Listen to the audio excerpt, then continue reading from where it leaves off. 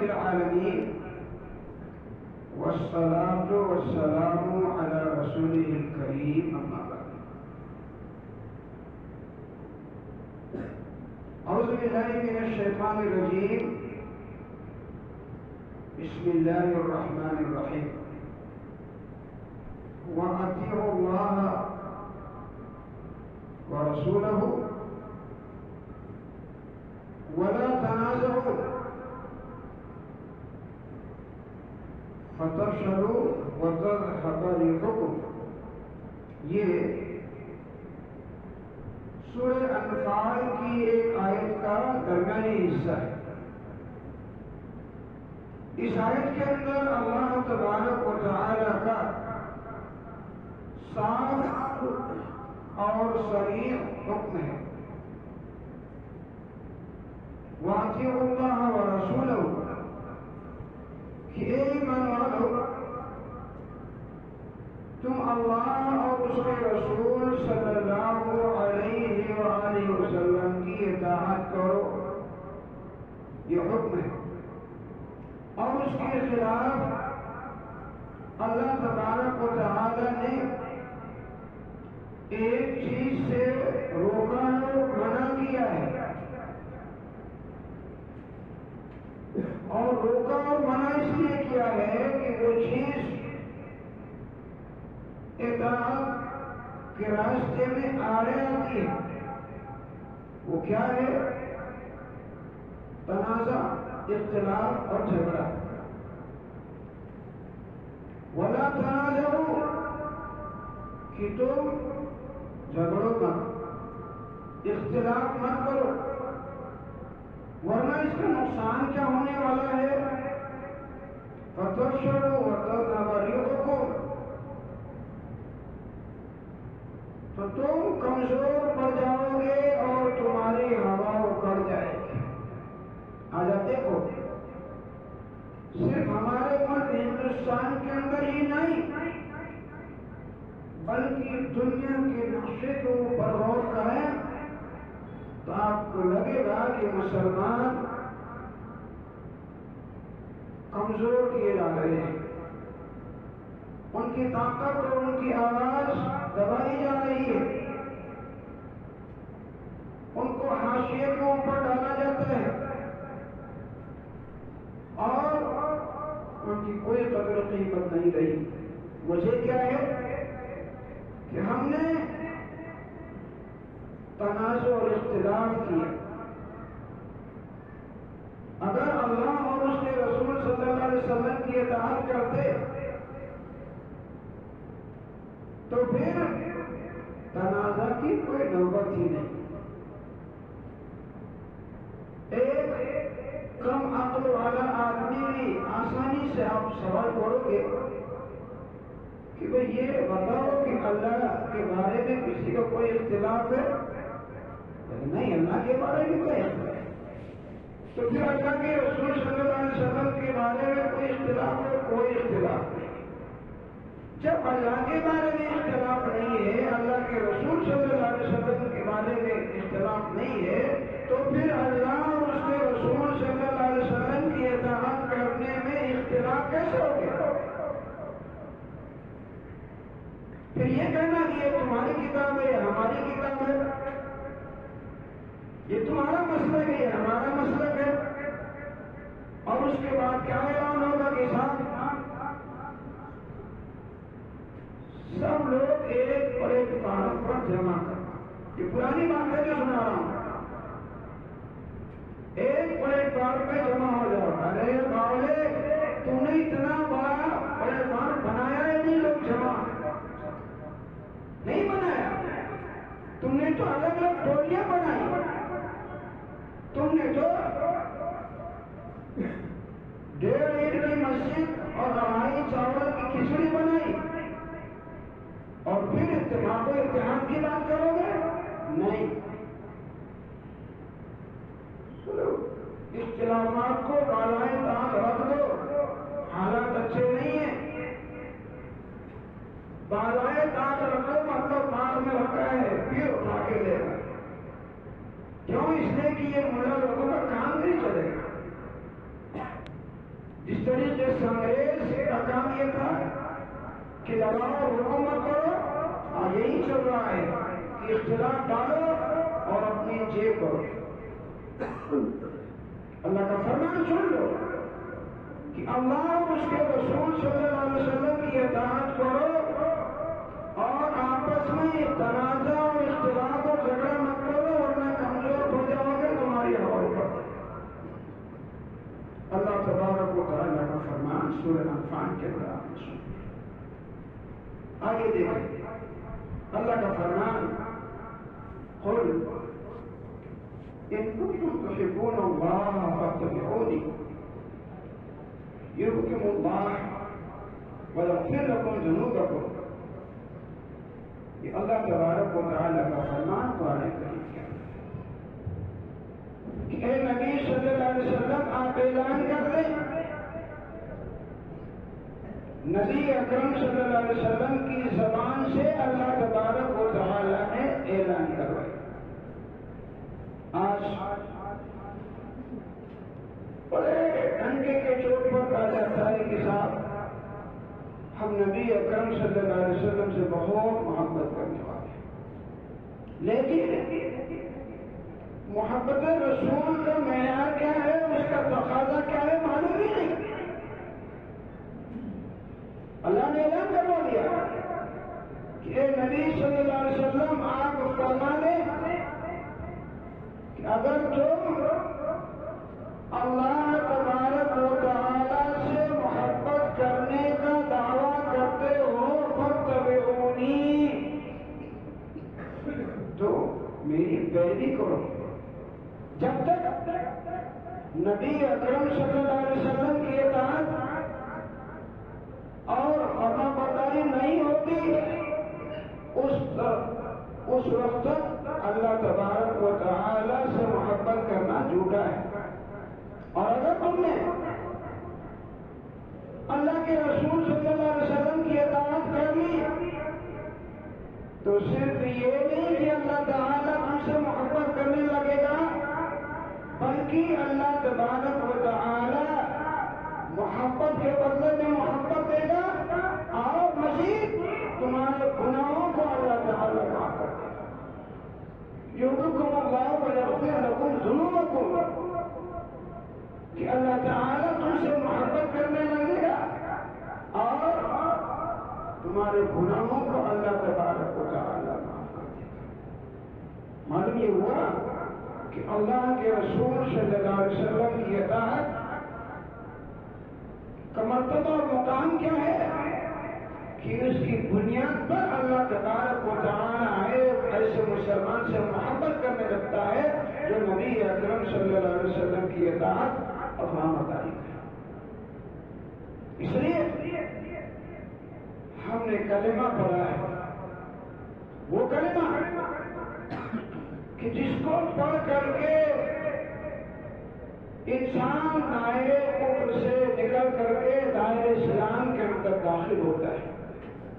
لا الہ الا اللہ محمد رسول اللہ، یہ بغیر نقطے والا کلمہ، کوئی نقطہ نہیں اس کا۔ کیا مطلب ہے اس کا کہ نہیں کوئی معبود مگر اللہ تبارک و تعالی، اور محمد صلی اللہ علیہ وسلم اللہ کے رسول ہیں۔ جب اللہ کے علاوہ کوئی معبود برحق نہیں تو پھر دوسروں کی پیروی کیسے کرو گے؟ جب اللہ کے رسول صلی اللہ علیہ وسلم اللہ کے رسول ہیں اور آپ کی اطاعت کا حکم اللہ تبارک و تعالی نے ہی دیا ہے، تو پھر اللہ کے رسول صلی اللہ علیہ وسلم کی اطاعت کو چھوڑ کر کے کسی دوسروں کی اطاعت کرو گے تو کامیاب کیسے ہو سکتے؟ نہیں۔ لوگوں نے کیا بنا رکھا ہے؟ ارے صاحب جب تک تم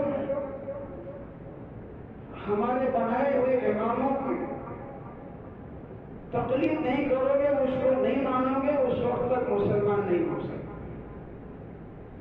یہ لوگوں کا بنایا ہوا اصول ہے، لیکن اللہ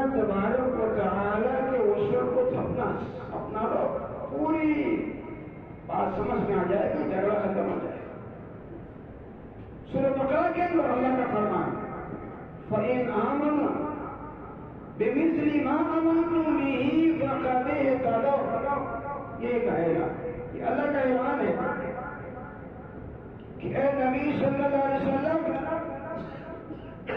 اگر یہ مشرک اور کافر لوگ بھی ایمان لے آئے جس طریقے سے تم ایمان لائے ہو، تو یہ بھی ہدایت کی بات ہے. سمجھو، صحابہ کرام کہ ایمان کو اللہ تبارک و تعالی نے معیار قرار دیا ہے کہ اگر یہ مشرک اور کافر بھی صحابہ کرام کی طرح سے ایمان لے آئیں تو وہ ہدایت یاب ہو جائیں گے. بولو صاحب، وہاں کون سے فرقے تھے، کون سے مسلک تھے، کون سا مسلک تھا؟ نہیں، دو ہی چیز، اللہ اور اس کے رسول صلی اللہ علیہ وسلم کی کتاب، اللہ کی کتاب قرآن اور نبی اکرم صلی اللہ علیہ وسلم کا فرمان احادیث. اس لیے کوئی چیز نہیں تھی. اس لیے اللہ اور اس کے رسول صلی اللہ علیہ وسلم کی اطاعت کرو.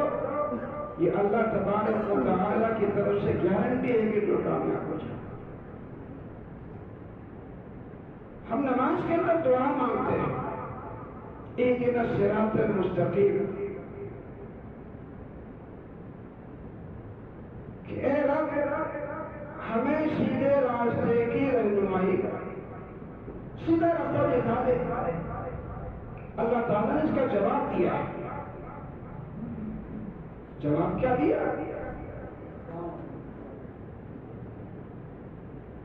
کہ اگر تم اللہ کے رسول صلی اللہ علیہ وسلم کی اطاعت کرو گے، من يطع الله ورسوله فأولئك مع الذين أنعم الله عليهم من النبيين والصديقين والشهداء والصالحين وحسن أولئك رفيقا. یہ اللہ کا فرمان سورہ نساء کے اندر موجود ہے. ہم نے کیا دعا کی کہ اے اللہ تعالی ہمیں سیدھا راستہ دکھا دے، ان لوگوں کا راستہ جس پر تو نے انعام کیا ہے. یہ ہمارا سوال تھا، اس کا جواب اللہ تبارک و تعالیٰ کی طرف سے ہے. کیا ہے؟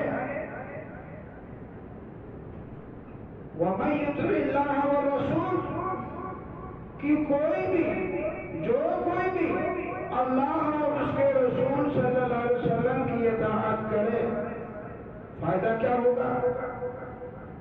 فَأُولَئِكَ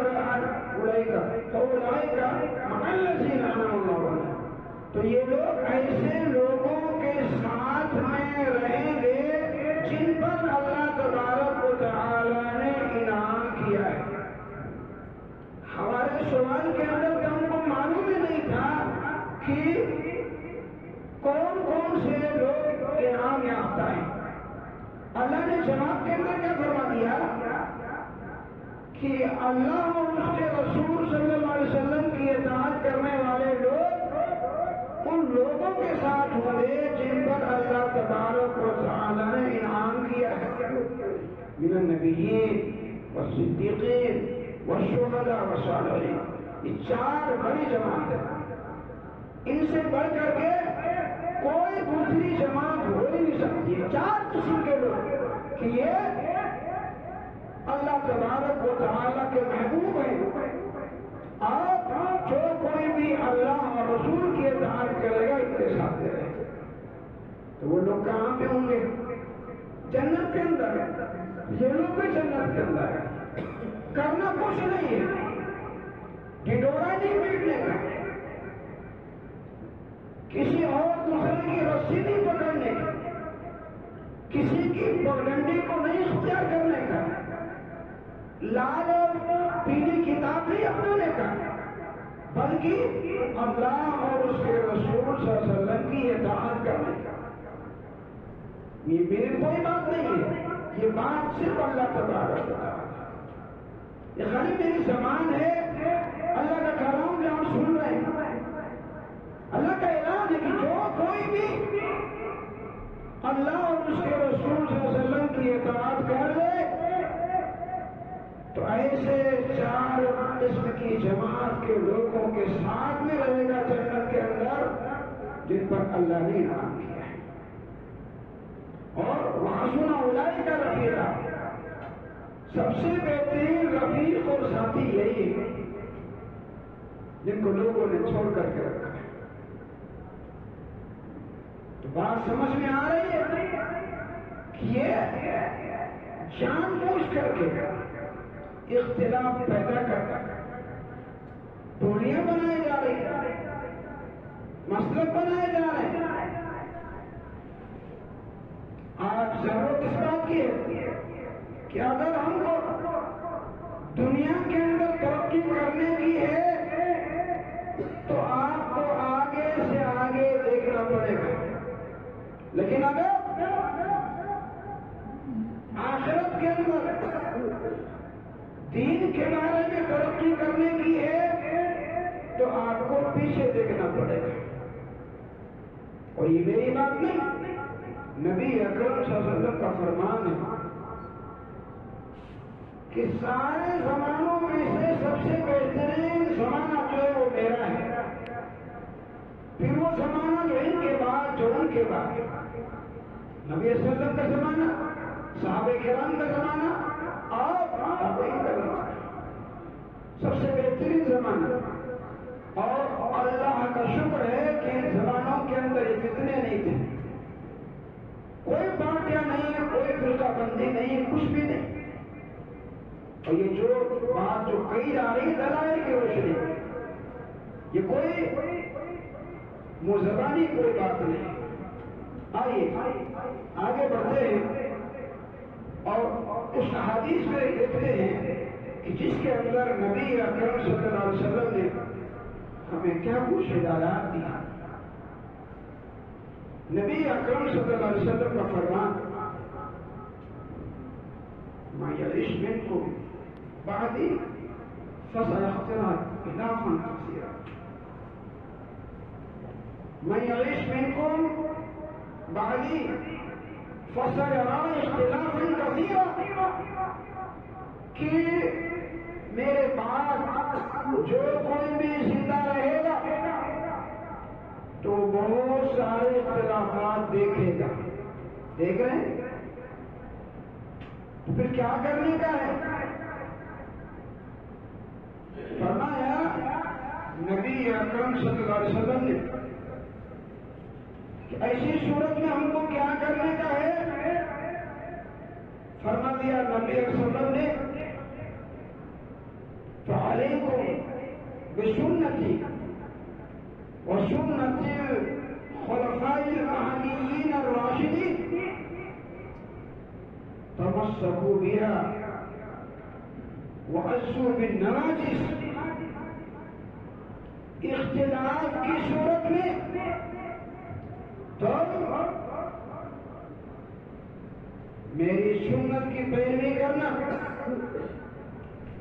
اور میرے ہدایت یافتہ خلفائے راشدین کی پیروی کرنا، اور اس چیز کو اپنے دار کے دانتوں سے مضبوط پکڑ لینا. اور اسی حدیث کے اندر ہے ابو داؤد کی کہ آپ نے فرمایا کہ تم دین کے اندر نئی نئی چیزیں ایجاد کرنے سے پرہیز کرنا، اس لیے کہ ہر نئی چیز بدعت ہے اور ہر بدعت برائی ہے. مولانا صاحب ایسی باتیں مت کرو، اختلاف کی باتیں. تکلیف یہی تو ہے اندر سے پورا ناسور ہو گیا ہے اور بابا اوپر سے مرہم لگا رہا ہے. اندر پیٹ کے اندر کینسر ہے اور اوپر لیپا پوتی ہو رہی ہے کہ اوپر لگا دیں گے ہو جائے گا. کیسے ہو جائے گا؟ پہلے اس کو ختم کرنا پڑے گا، اس کے مواد کو فاسد کو ختم کر کے اس کے بعد پھر آپریشن کر کے ٹریٹمنٹ آج وہی ہو رہا ہے، آپریشن سے ڈر ہے. اس لیے پوری کی پوری ملت آج اختلافات کا شکار ہے. علاج صرف ایک ہی ہے، اللہ اور اس کے رسول صلی اللہ علیہ وسلم. اللہ کی اطاعت اور اس کے رسول صلی اللہ علیہ وسلم کی اطاعت. الغرض بات کہاں سے شروع کی تھی؟ سورہ محمد آیت نمبر 33 کہ لوگ جو ایمان لائے ہو اللہ کی اطاعت کرو اور رسول صلی اللہ علیہ وسلم کی اطاعت کرو اور اپنے اعمال کو باطل، عدالت اور برباد نہ کر دو. ایک آخری بات کہہ کر کے اپنی بات ختم کرتا ہوں. نبی اکرم صلی اللہ علیہ وسلم کا فرمان بخاری شریف کی حدیث ہے، بہت مشہور حدیث ہے. نبی اکرم صلی اللہ علیہ وسلم فرماتے ہیں کہ میں کل قیامت کے روز حوض کوثر پہ سب سے پہلے میں موجود رہوں گا.